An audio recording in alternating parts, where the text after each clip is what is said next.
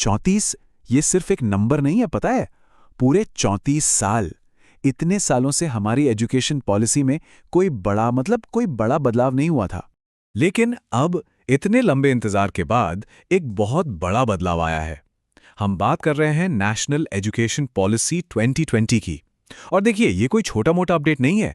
ये तो हमारे सोचने का, पढ़ने पढ़ाने का पूरा तरीका बदलने की बात है। तो सवाल ये है कि आखिर ये है क्या और इसका हमारे स्टूडेंट्स पर क्या असर पड़ेगा। तो इस नई पॉलिसी का जो मकसद है ना, वो बिल्कुल क्लियर है। लक्ष्य ये है कि इंडिया के एजुकेशन सिस्टम को मॉडर्न बनाया जाए, प्रैक्टिकल बनाया जाए और ऐसा बनाया जाए कि वो दुनिया से मुकाबला कर सकें। मतलब हमारे स्टूडेंट्स 21वीं सदी की चुनौतियों के लिए पूरी तरह से तैयार हों। तो चलिए सबसे बड़े चेंज से शुरू करते हैं। हम सब, ज्यादातर लोग 10+2 वाले सिस्टम से ही पढ़े हैं, है ना? 10वीं के बाद 2 साल और। खैर, अब ये पूरा का पूरा सिस्टम बदलने जा रहा है। दशकों से जो ढांचा चला आ रहा था, उसकी जगह अब एक बिल्कुल नया मॉडल आने वाला है।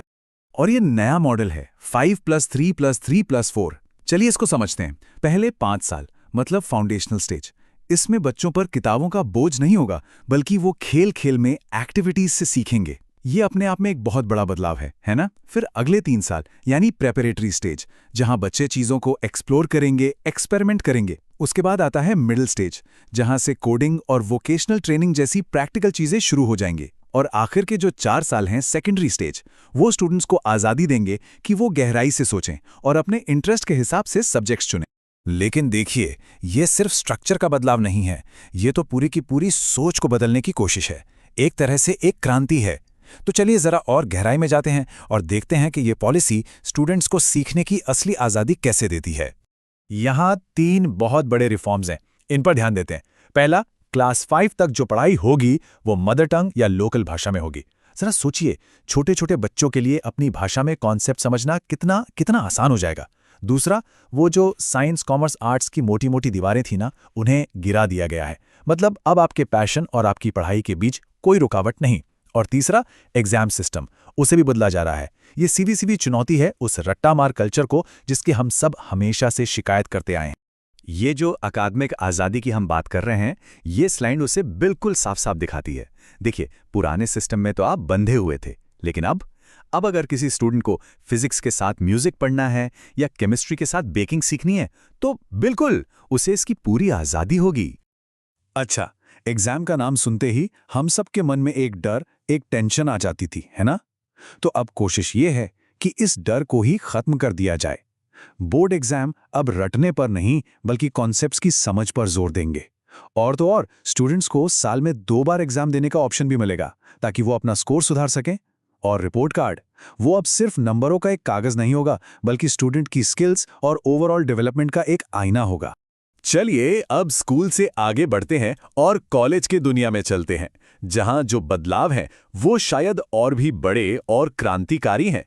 यहां भी सारा फोकस फ्लेक्सिबिलिटी पर है, मतलब सब कुछ स्टूडेंट को ध्यान में रख कर किया गया है। एक बहुत ही इंटरेस्टिंग कॉन्सेप्ट है यहाँ, एकेडमिक बैंक ऑफ क्रेडिट्स या ABC।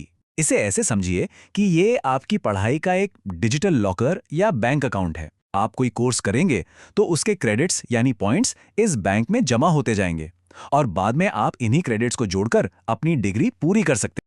और इसी ABC की वजह से एक और कमाल की चीज मुमकिन हुई है, multiple entry and exit system. इसका मतलब क्या है?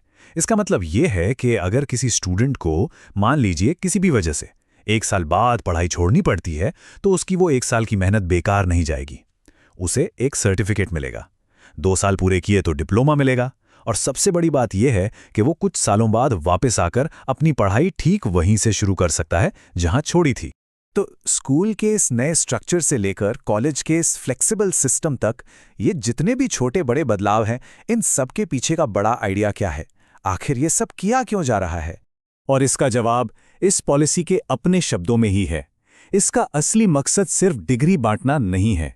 इसका मकसद है ऐसे नागरिक तैयार करना जो वाकई में सोच सकें, जो सवाल पूछने की हिम्मत रखें और जो देश के विकास में सही मायनों में अपना योगदान दे सकें।